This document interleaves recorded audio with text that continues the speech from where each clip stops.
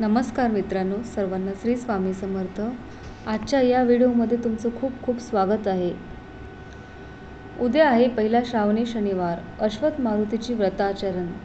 श्रावणी शनिवारचे पूजन कसे करावे, व्रत महात्म्य आणि श्रावण महिन्याचे महत्त्व हे आज आपण या व्हिडिओमध्ये बघणार आहोत. तर व्हिडिओ नक्की पूर्ण बघा. श्रावणातील प्रत्येक शनिवारी अश्वथ मारुती पूजन करण्याची प्रथा आहे. यंदा किती शनिवार आहेत, व्रत आचरण कसे करावे जाणून घेऊया.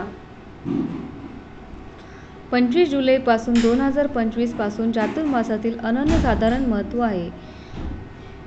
अनन्यसाधारण महत्त्व असलेला श्रावण मास सुरू झाला आहे. श्रावण महिन्यात हजारो घरामध्ये जीवतीचा कागद लावून श्रावणातील व्रताचे आचरण केले जाते. श्रावणातील प्रत्येक दिवसाला विशेष महत्त्व आहे. श्रावणातील शिवाच्या पूजनासाठी श्रावण सर्वोत्तम मानला गेला असला तरी प्रत्येक दिवशी येणाऱ्या व्रताचे महात्म्य वेगळं आणि विशेष आहे.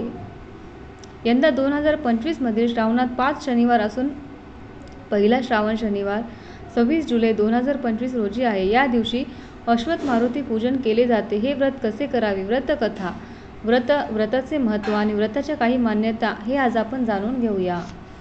श्रावणातील प्रत्येक शनिवारी अश्वत्थाची पूजा करण्याची प्रथा आहे. दुधामध्ये बेलाचे पान घालून ते पिंपळाच्या मुळाच्या झाडामध्ये खाली घालावे, त्यामुळे त्या दुधाचा सुगंध पिंपळाला मिळतो. पिंपळाची पूजा करणे म्हणजे विष्णू पूजा करणे असे मानले जाते. पिंपळाच्या खाली मारुती असल्यास त्यांची पूजा करण्याची प्रथा आहे. तसे नसल्यास पिंपळाची आणि मारुतीची अशा वेगवेगळ्या पूजा या ठिकाणी केल्या जातात.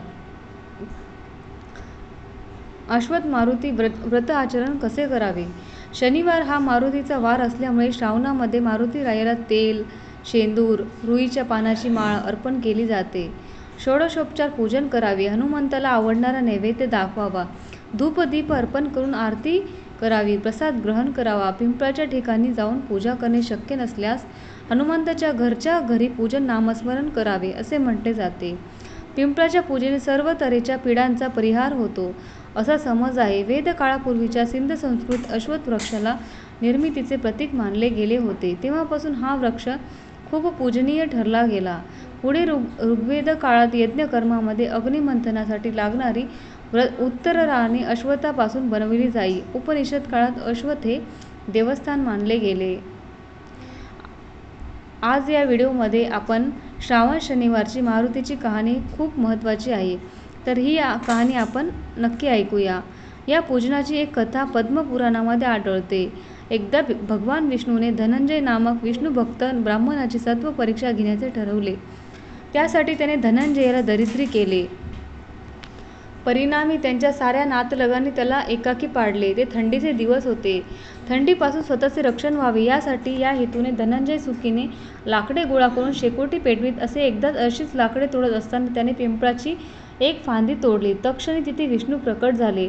तू फांदी तोडण्यासाठी कुऱ्हाडीचे जे घाव पिंपळावर घातलेस त्यावर मी रक्तबंबाळ झालो आहे. मला जखमा झाल्या आहेत असे विष्णूने सांगितले.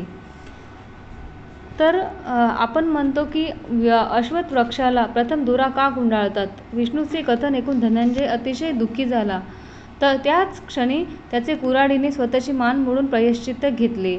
धनंजयने ठरवले. त्यांची भक्ती पाहून विष्णू भगवान प्रसन्न झाले. धनंजयाला रोज अश्वत्थाची पूजा करण्यास सांगितले. त्याप्रमाणे धनंजय रोज भक्तिपूर्वक पूजा करू लागला. पुढे कुबेराने त्याला विपुल धनद्रव्याने श्रीमंत केले.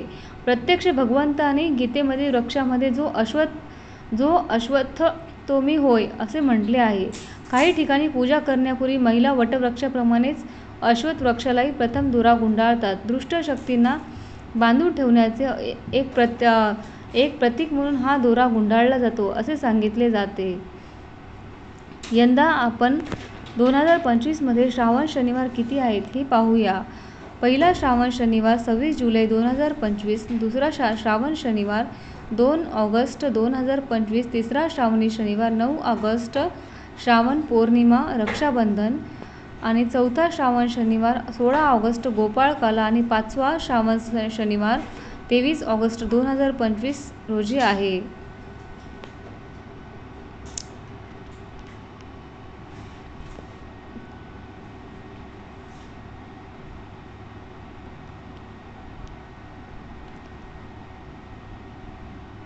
श्रावण शनिवारी श्रावण महिन्यात येणारा शनिवार म्हणजे शनिदेवाची आणि मारुतीरायाची आपण पूजा खूप याच्याने करतो, खूप महत्त्वाची आहे. ही पूजा केल्याने आपल्यावरती शनिदेवाची पण कृपा खूप फलदायी होते. तर ही पूजा आपण कशी करावी हे आज आपण नक्की बघावे. पहिल्या शनिवारीपासून ते आणि 5 शनिवारपर्यंत ही सेवा नक्की करावी. शनिवारी सकाळी लवकर उठून स्नान करावे. पिंपळाच्या झाडाला अश्वत्थ दूध आणि पाणी अर्पण करावे. हनुमान मारुतीला नैवेद्य दाखवावा. शनिदेवाला तेल, काळे तीळ नैवेद्य अर्पण करावे. हनुमान चालीसा किंवा शनी स्तोत्राचे पठण करावे. गोरगरीब लोकांना शक्यतो दान करावे. शनिवारी पिंपळाच्या झाडाची पूजा करणे म्हणजे विष्णू भगवानची पूजा करणे असे खूप शुभ मानले जाते. हा व्हिडिओ तुम्हाला कसा वाटला? जर हा व्हिडिओ तुम्हाला आवडला असेल तर व्हिडिओला लाईक करा, शेअर करा आणि सबस्क्राईब करा. श्री स्वामी समर्थ.